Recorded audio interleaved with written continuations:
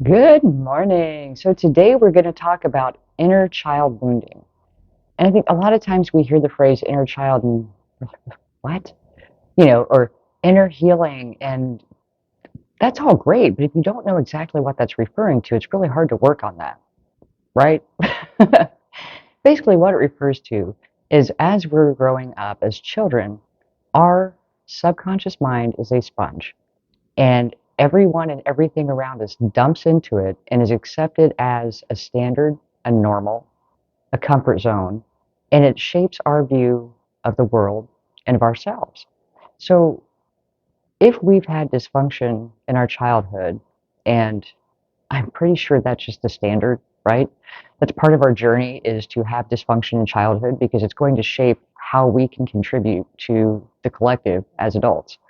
But attachment patterns are a huge source of inner child wounding. The ugh, there's so much that we end up developing in our brain as our view of the world that we basically operate with this view of the world in a very crippled way because it's a view of the world that's not true. Or if we believe it to be true, it really confines us and it makes our experience in life much less rewarding. We'll go with that. So I've got the 10 signs of unhealed attachment trauma. I'm going to focus on that because attachment trauma really is one of the bigger issues with inner child wounding and something that we can actually identify and really overcome fairly easily once we understand why we're doing what we're doing. One is people pleasing. And think about being a child.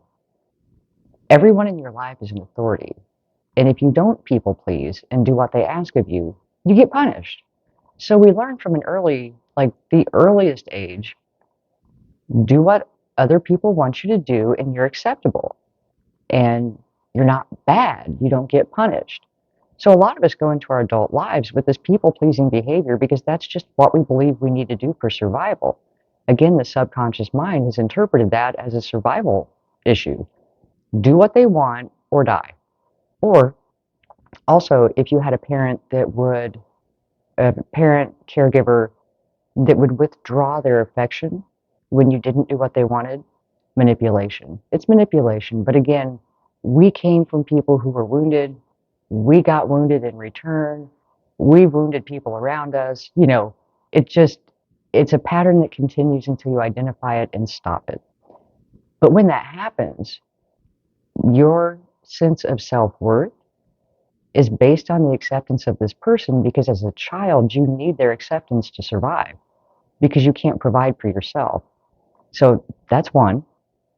Two is perfectionism. And that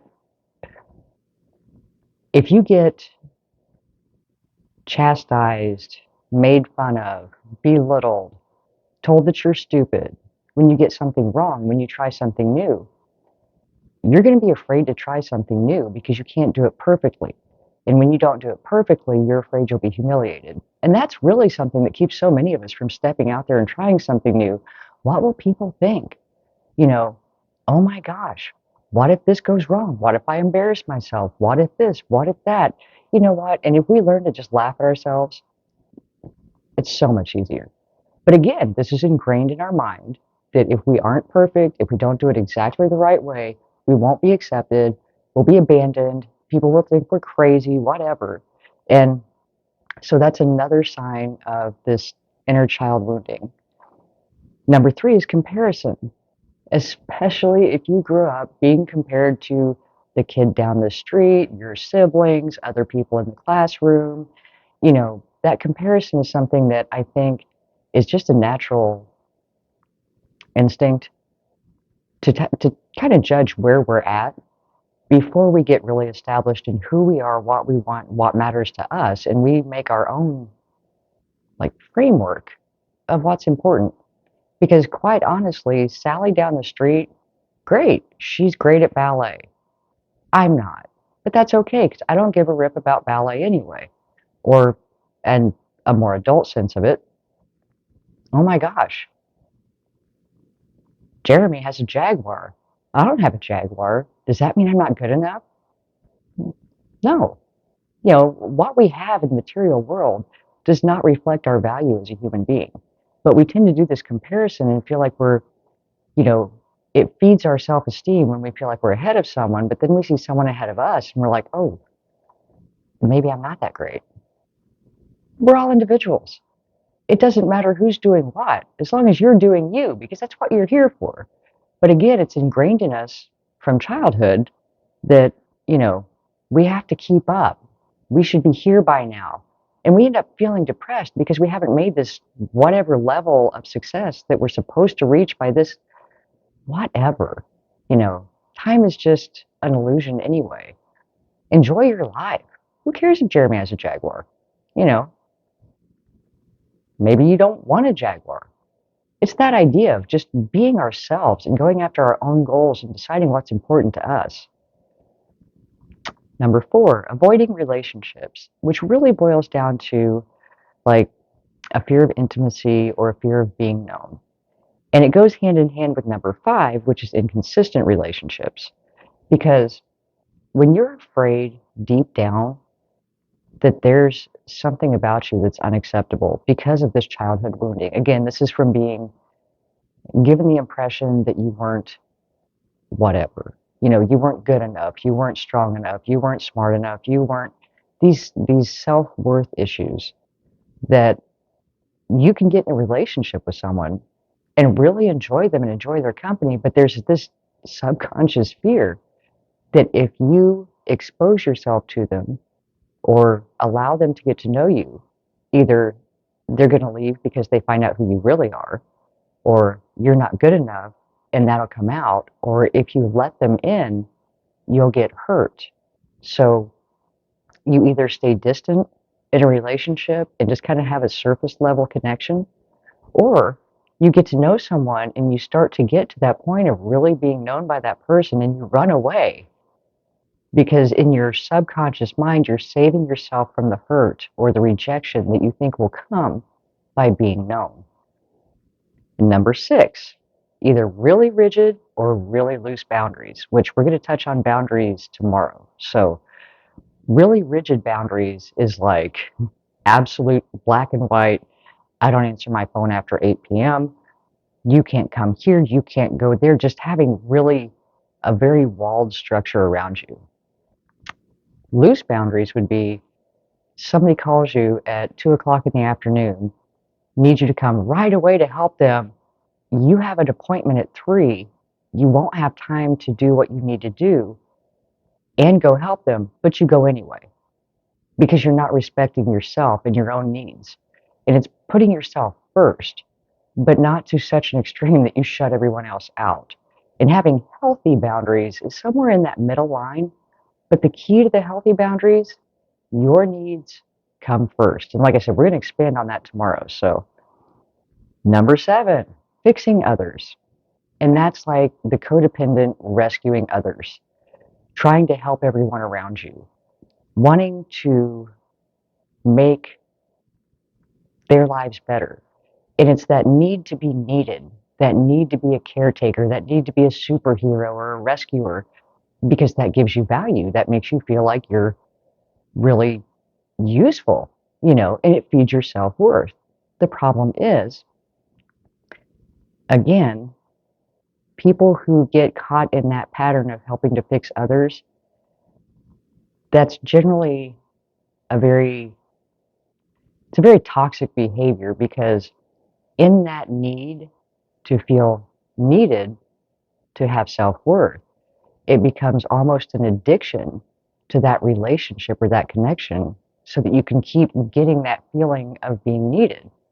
While at the same time, because you're over giving and over involved in this other person's life, they're not getting to become self-sufficient because you're constantly fixing and picking up and taking care of. And so you both end up crippled, and it usually ends up in a very negative outcome.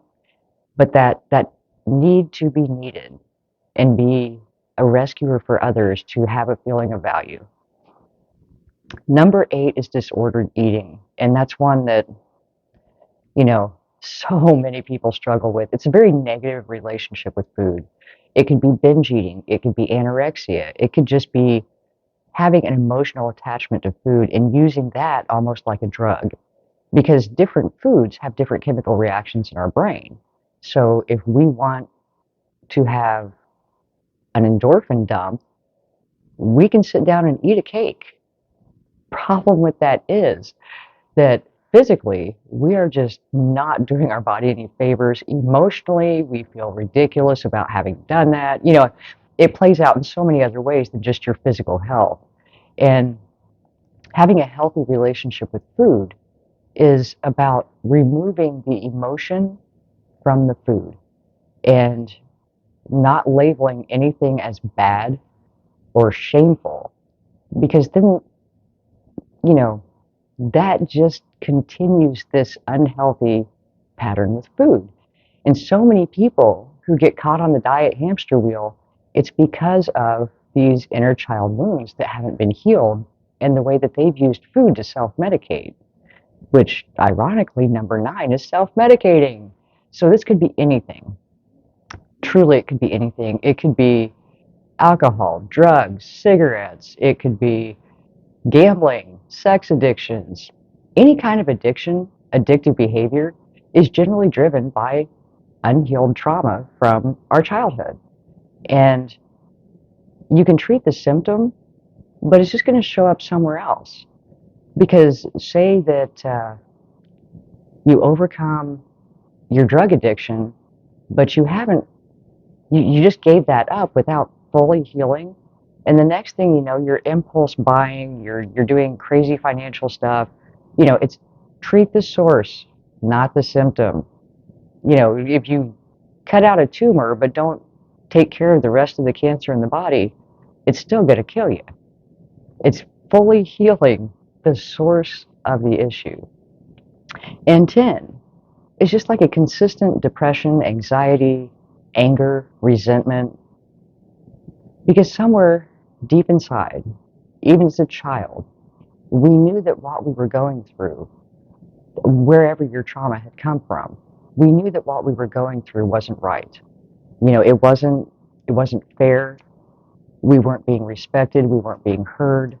And we can carry that grudge forever with the dysfunctional negative emotional patterns. So the first thing, acknowledge your truth. Are you pissed off about it? Feel it. Be pissed off about it. Get it out of your body. Whatever it takes for you to do that, if it's running, hitting a pillow.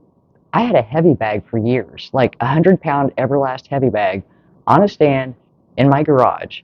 And that was my way of really processing all of this anger and resentment that I had held that I hadn't faced. I hadn't looked at because it scared me. Um, and some of you will relate to that and understand what I mean. But when you have that much pent up rage inside of you, it's frightening to touch it and kind of let it loose.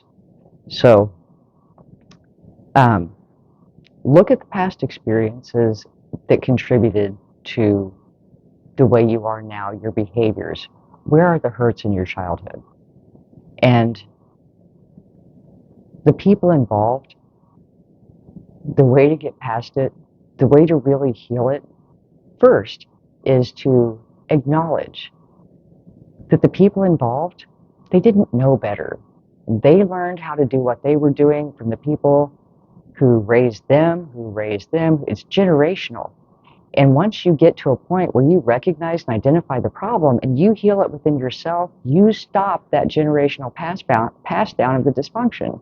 You learn how to do it better. You break that chain for your family. So that's why this work is so important. It doesn't just affect you. It affects everyone around you. And when we can release that anger and that resentment and look at the people who were involved in the situation with grace and compassion and really let go of any attachment to a need for revenge, or just acknowledging that they did the best they could with what they knew at the time. We've all been there. we've all had those moments where, like, looking back, you're like, whew, could have handled that better. You know, okay, so we're all like that. And even though they were authority figures in your life, they weren't trying to mess you up. They didn't know any better. Now that you know better, you can do better. And the other part of that is by getting back in touch with that inner child, that inner part of you, and teaching it that it can trust you now. You're no longer dependent on these people.